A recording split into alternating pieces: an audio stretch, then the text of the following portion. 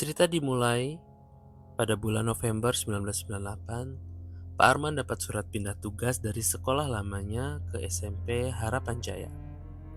Waktu itu ia cukup lega karena sekolah barunya ternyata lebih dekat dari rumah. Rasanya seperti dapat awal baru yang lebih ringan. Di sekolah itu, Pak Arman langsung diberi beberapa tugas. Ia mengajar olahraga, bahasa Jawa, dan membantu mengurus perpustakaan. Tidak butuh waktu lama, Pak Arman mulai dikenal oleh murid-muridnya. Ia tipe guru yang tegas, tapi tidak kaku. Saat sekolah membuka kegiatan ekstrakurikuler, Pak Arman memilih renang. Ia merasa cukup mampu membimbing anak-anak di kegiatan itu. Murid-murid pun langsung antusias karena bagi mereka, latihan renang terasa menyenangkan. Latihan dilakukan di kolam Tirtasari. Dari luar, tempat itu terlihat biasa saja.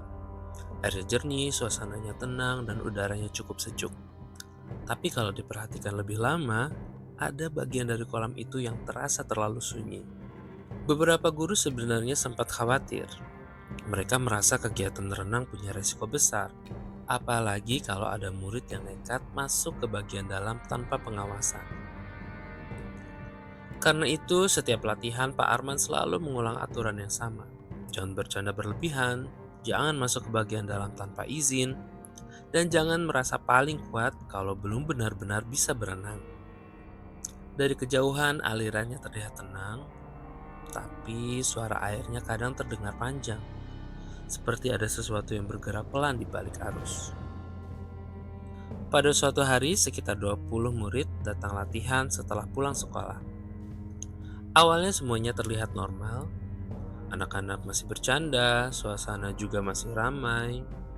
Tapi entah kenapa hari itu kolam terasa lebih sunyi dari biasanya.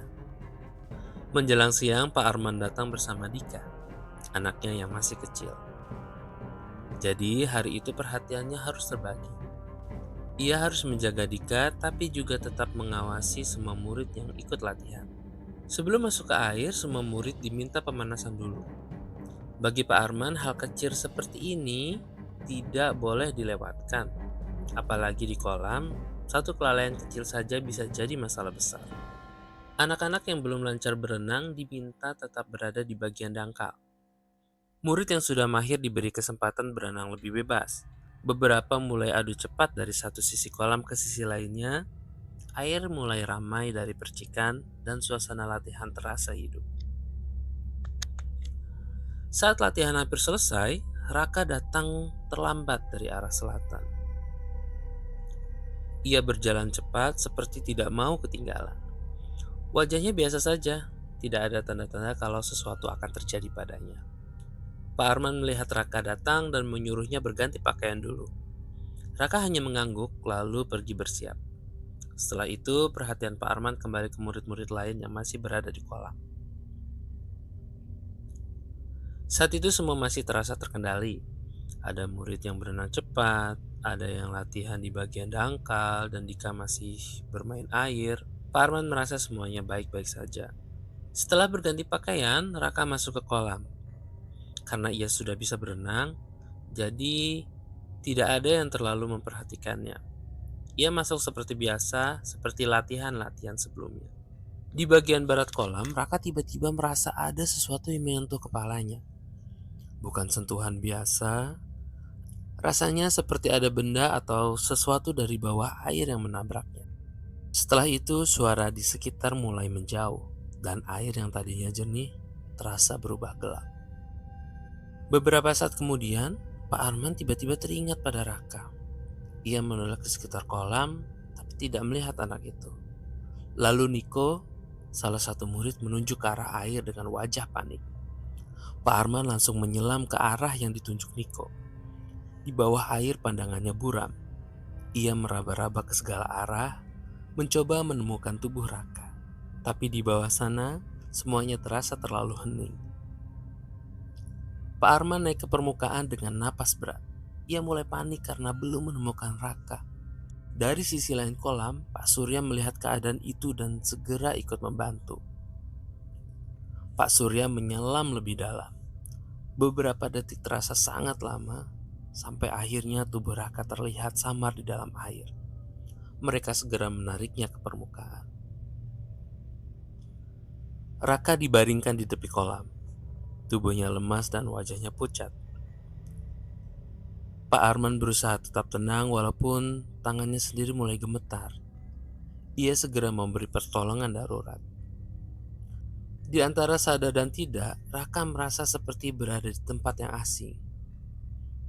Air di sekitarnya tidak lagi seperti kolam, tetapi seperti lorong panjang yang dingin. Di sampingnya ada seorang laki-laki tua berjenggot putih yang menggandeng tangannya. Dari kejauhan, Raka mendengar seseorang memanggil namanya. Suara itu awalnya samar, lalu makin jelas. Laki-laki tua itu berhenti, menoleh sebentar, lalu perlahan melepaskan genggamannya. Di tepi kolam, tubuh Raka akhirnya bergerak. Ia batuk pelan, lalu mulai bernafas. Orang-orang yang ada di sana langsung merasa lega, walaupun suasananya masih tegang. Raka belum sepenuhnya sadar, tatapannya kosong, tubuhnya masih lemas dan ia tampak seperti belum benar-benar kembali. Setelah Raka sedikit membaik, Pak Arman mengantarnya pulang dengan sepeda. Sepanjang jalan, suasananya sangat sunyi. Bukan karena tidak ada suara, tapi karena keduanya seperti tidak tahu harus membicarakan apa. Di rumah Raka, Pak Arman bertemu Pak Wira, ayah Raka. Dengan berat hati ia menceritakan kejadian di kolam. Pak Wira terkejut karena selama ini Raka dikenal bisa berenang. Setelah dari rumah Raka, Pak Arman kembali ke sekolah. Ia melaporkan semuanya kepada kepala sekolah. Tidak ada yang ia tutupi karena ia merasa kejadian itu memang harus disampaikan apa adanya. Keesokan harinya, Raka tidak masuk sekolah. Para guru mulai menanyakan kabarnya. Kekhawatiran yang dulu pernah mereka bicarakan kini terasa sangat nyata. Beberapa hari kemudian, Raka akhirnya kembali ke sekolah. Ia sudah terlihat lebih baik, tapi tidak seperti biasanya. Ia jadi lebih pendiam. Pak Arman lega, tapi dalam hati masih ada rasa tidak tenang. Saat ditanya lebih jauh, Raka menceritakan hal yang membuat Pak Arman terdiam. Malam setelah kejadian itu, Raka merasa sosok tersebut datang lagi. Ia ketakutan dan sulit tidur. Pak Wira mencoba menenangkannya, lalu mengusapinya dengan air doa agar Raka bisa lebih tenang. Sejak kejadian itu, Pak Arman tidak pernah lagi melihat kolam tersebut dengan perasaan yang sama. Tempat yang dulu terlihat biasa saja, sekarang terasa menyimpan sesuatu. Ia pun jadi jauh lebih waspada setiap kali mendampingi latihan renang. Air dari kolam itu tetap mengalir menuju sungai. Semuanya tampak tenang seperti sebelumnya. Tapi bagi Pak Arman, suara air itu tidak lagi terdengar biasa. Ada kesan seolah kolam itu menyimpan cerita yang tidak semua orang bisa pahami.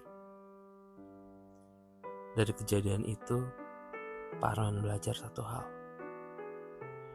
Air yang terlihat tenang bukan berarti selalu aman. Kadang justru di tempat yang tampak biasa saja, ada bahaya yang datang tanpa memberi tanda.